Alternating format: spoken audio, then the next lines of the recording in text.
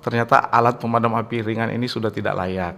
Contohnya Tabungnya ada tapi ternyata kosong ya? ya, ada juga seperti itu. Nah, mungkin seperti Miner bilang karena salah satu syarat taruh supaya SLF keluar sederhananya. Oh. Nah, yang namanya alat pemadam api ringan ini kan alat yang memang harus digunakan oleh manusia, sehingga pelatihan juga terhadap penggunaan APAR ini harus sangat penting.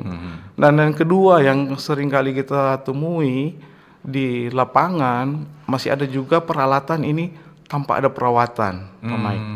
Jadi yang namanya alat pemadam api ringan, contohnya sistem proteksi kebakaran itu, selain APAR itu sendiri, ada hidran, sprinkler, fire alarm, dan ini harus dirawat, Pak Mike.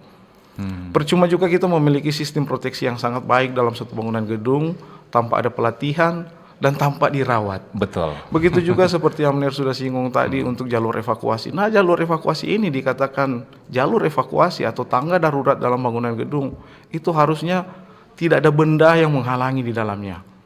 Lampu emergensi itu harus menyala pada saat listrik utama padam, contohnya PLN.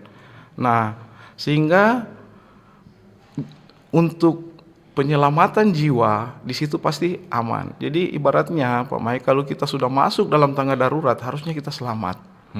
Tapi yang menjadi tidak selamat contohnya ada kursi patah di dalam tangga darurat, meja karena mungkin tidak ada gudang dalam bangunan gedung. Nah, itu jadi permasalahan pastinya.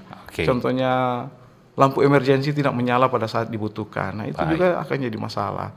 Sehingga di sini perawatan sistem proteksi itu sangat dibutuhkan. Bahkan juga untuk akses mobil, Pak. Karena sesuai dengan peraturan Menteri Tenaga Kerja 28 2002 kalau tidak salah, bahwa radius putar mobil pemadam itu dibutuhkan dalam satu bangunan gedung. Terkadang mobil kita bisa masuk, tapi keluar sudah tidak bisa.